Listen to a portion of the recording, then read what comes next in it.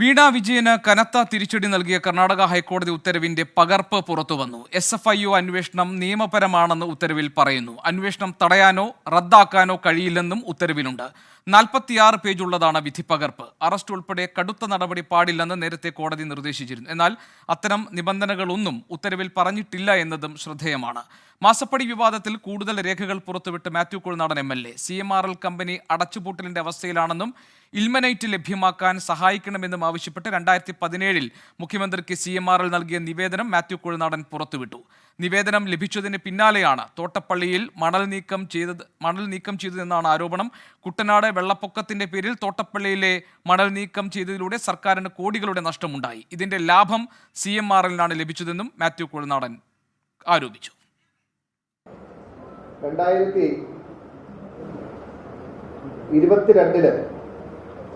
6 കോടി ലാഭം ഉണ്ടെന്ന് പറഞ്ഞിരുന്ന കമ്പനി 2023 ആയപ്പോൾ 56 കോടിയിലേക്ക് മാറി. 56 കോടിയിലേക്ക്.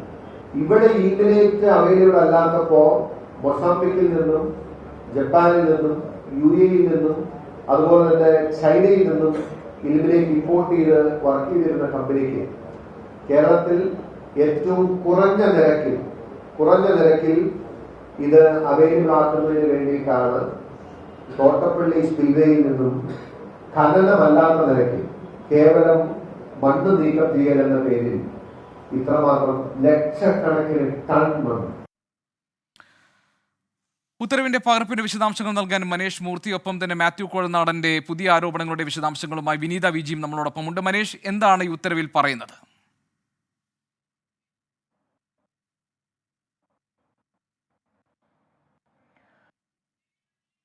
അതായത് എക്സാലോജിക്കിനെതിരായിട്ടുള്ള അന്വേഷണം, കേന്ദ്ര ഏജൻസിയുടെ അന്വേഷണം, SFIയുടെ അന്വേഷണം ഒരു കാരണവശാലും റദ്ദാക്കാൻ സാധിക്കില്ല എന്നുള്ളതായിരുന്നു ഒറ്റ വരിയിൽ വന്ന ആ വിധിയിൽ പറഞ്ഞിരുന്നത്. പക്ഷേ ഇന്നിപ്പോൾ വിധിയുടെ കൂടുതൽ വിവരങ്ങൾ പുറത്തു വന്നിരിക്കുന്നു. ഇതിൽ ഏറ്റവും പ്രധാനമായി എക്സാലോജിക് പറഞ്ഞിരുന്ന കാര്യത്തെ തന്നെയാണ് ഖണ്ഡിക്കുന്നത് SFIO. ഏറ്റവും പ്രധാനമായി പറഞ്ഞിരുന്ന ഒരു കാര്യം എന്ന് പറയുന്നത് ഒരേ കേസിൽ 2 അന്വേഷണം നടക്കുന്നു എന്നതായിരുന്നു. അതായത് സമാന്തരമായ അന്വേഷണമാണ് നടക്കുന്നത് എന്ന്. ഇന്ന് 210 വകുപ്പ് പ്രകാരം ROCയുടെ അന്വേഷണം നടക്കുന്നു. സമാനമായ രീതിയിൽ 212 വകുപ്പ് പ്രകാരം ഈ പറഞ്ഞ SFIയുടെ അന്വേഷണം നടക്കുന്നു. ഇതിൽ നിയമവിരുദ്ധതയാണ് എക്സാലോജിക് പ്രധാനമായും ചൂണ്ടിക്കാണിച്ചിരുന്നത്. പക്ഷേ SFIയുടെ കൃത്യമായ മറുപടി ഇക്കാര്യത്തിൽ ഉണ്ടായിരുന്നു. അത് ROC രജിസ്റ്റർ ഓഫ് കമ്പനീസിന്റെ അന്വേഷണം പൂർത്തിയായതാണ്. അതിൽ കൃത്യമായ റിപ്പോർട്ടുകൾ നൽകപ്പെട്ടിട്ടുള്ളതാണ്. സമാന്തരമായ അന്വേഷണമല്ല, കൃത്യമായി പറഞ്ഞാൽ ഒരു ടേക്ക് ഓവർ ആയിരുന്നു. ഈ അന്വേഷണം എന്ന് പറയുന്നത് ROCയിൽ നിന്നും ടേക്ക് ഓവർ ചെയ്തുകൊണ്ടുള്ള അന്വേഷണമാണ് SFIO നടത്തുന്നത് എന്നുള്ളതാണ്. മാത്രമല്ല പ്രാഥമിക അന്വേഷണമാണ് നടക്കുന്നത്. അതുകൊണ്ട് വലിയൊരു ഘട്ടത്തിൽ ഇത് റദ്ദാക്കേണ്ട യാതൊരു കാര്യവും എന്നുള്ളതാണ്. മാത്രമല്ല പ്രാഥമിക അന്വേഷണമാണ് നടക്കുന്നത്. അതുകൊണ്ട് തന്നെ ഈ ഒരു ഘട്ടത്തിൽ ഇത് റദ്ദാക്കേണ്ട യാതൊരു കാര്യവുമില്ല. ഈ ഹർജി അനാവശ്യമാണെന്നുള്ളതായിരുന്നു SFIയുടെ ഏറ്റവും പ്രധാനപ്പെട്ട വാദം എന്ന് പറയുന്നത്. എന്തായാലും അത് കൃത്യമായി തന്നെ കോടതി അംഗീകരിച്ചിരിക്കുന്നു എന്നുള്ളതാണ്. ഇനിയിപ്പോൾ മേൽക്കോടതികളിലേക്ക് പോകുമ്പോൾ എക്സാലോജിക്കുമായി ബന്ധപ്പെട്ട അല്ലെങ്കിൽ വീണ വിജയൻ മേൽക്കോടതിയിലേക്ക് പോകുമ്പോൾ ഉണ്ടാകാനിടയുള്ള ഏറ്റവും വലിയ തിരിച്ചടി എന്ന് പറയുന്നത് ഈ വിധി പ്രസ്താവത്തിൽ വന്നിട്ടുള്ള ഏറ്റവും പ്രധാനപ്പെട്ട ആ ഒരു വരി തന്നെയായിരിക്കും. അതായത് കൃത്യമായ നിയമപരമായി എല്ലാ കാര്യങ്ങളും പൂർത്തീകരിച്ചുകൊണ്ടാണ് SFIO അന്വേഷണം ഏറ്റെടുത്തിരിക്കുന്നത്. നിയമപരമാണ് SFIയുടെ അന്വേഷണം എന്ന് പറയുന്ന ആ ഒരു വിധി പ്രസ്താവം എന്തായാലും മേൽക്കോടതികളിൽ എക്സാലോജിക്കുകളിൽ വീണ വിജയനോ പോകുന്ന സമയത്ത് വലിയ തോതിൽ തിരിച്ചടിയാവാനുള്ള ഒരു സാധ്യത കൂടി ഉണ്ട്. എന്തായാലും ഇന്നിപ്പോൾ കോടതി പറഞ്ഞിരിക്കുന്ന പ്രധാനപ്പെട്ട കാര്യങ്ങൾ ഇവയാണ്. ഒന്ന്, അന്വേഷണം തീർത്തും നിയമപരം തന്നെയാണ് എന്നുള്ളത് കോടതി ചൂണ്ടിക്കാണിക്കുന്നു. 46 പേജുള്ള വിധി പ്രസ്താവമാണ് ഇന്നിപ്പോൾ പുറത്തു വന്നത്.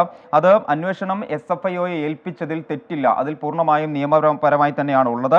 മാത്രമല്ല അന്വേഷണം റദ്ദാക്കാനോ സ്റ്റേ ചെയ്യാനോ ഈ ഘട്ടത്തിൽ സാധിക്കില്ല, കാരണം അന്വേഷണം പ്രാഥമിക ഘട്ടത്തിലാണ് എന്ന് കോടതി പറയുന്നു. മാത്രമല്ല അന്വേഷണം തടയാൻ വീണ വിജയൻ ഉന്നയിച്ച അല്ലെങ്കിൽ എക്സാലോജിക്ക് ഉന്നയിച്ച കാര്യങ്ങളൊന്നും തന്നെ നിലനിൽക്കുന്നതല്ല എന്ന് കോടതി കണ്ടെത്തുന്നു. ഇത്തരത്തിലുള്ള പ്രാഥമിക അന്വേഷണമാണ് നടക്കുന്നതെന്ന് പറയുന്നു. അങ്ങനെ ഈ അന്വേഷണം തടയേണ്ട യാതൊരു കാര്യവുമില്ല. എല്ലാ നിയമപരമായ വശങ്ങളും പരിശോധിച്ചതിന് ശേഷമാണ് എന്തായാലും കോടതി ഈ ഒരു ഉത്തരവ് ഇന്നിപ്പോൾ പുറപ്പെടുവിച്ചിരിക്കുന്നത്.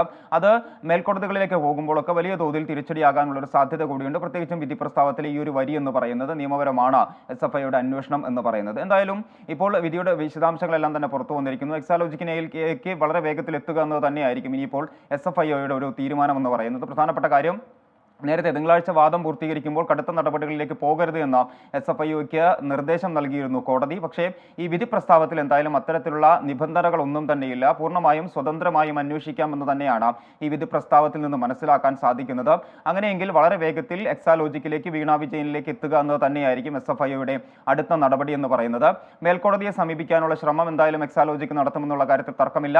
അത് കർണാടക ഹൈക്കോടതിയിലെ തന്നെ ഡിവിഷൻ ബെഞ്ചിനെ ആയിരിക്കും സമീപിക്കുക എന്നുള്ളതാണ് നമുക്ക് ലഭിക്കുന്ന വിവരങ്ങൾ. അതുമായി ബന്ധപ്പെട്ടുള്ള നടപടികളുമായി എന്തായാലും എക്സാലോജിക്ക് മുൻപോട്ട് പോകും. പക്ഷേ അവിടെയും ഈ വിധി പ്രസ്താവത്തിൽ ഈ ഒരു വരി എന്തായാലും തിരിച്ചടിയാവാനുള്ള സാധ്യതയുണ്ട്. എന്തായാലും എക്സാലോജിക്കിനെതിരെ ഇനി വളരെ വേഗത്തിൽ മുൻപോട്ട് പോവുക എന്നത് തന്നെയായിരിക്കും SFIയുടെ ഒരു തീരുമാനം. ഗോപികൃഷ്ണൻ. മനീഷ് മൂർത്തിയാണ് ഉത്തരവിന്റെ പകർപ്പിന്റെ വിശദാംശങ്ങൾ നൽകിയത്. വിനീത VG കൂടി നമ്മളോടൊപ്പം ചേരുന്നു. വിനീത, മാത്യു കുഴൽനാടൻ ഇന്ന് എന്തെല്ലാം ആരോപണങ്ങളാണ് ഉന്നയിച്ചത്?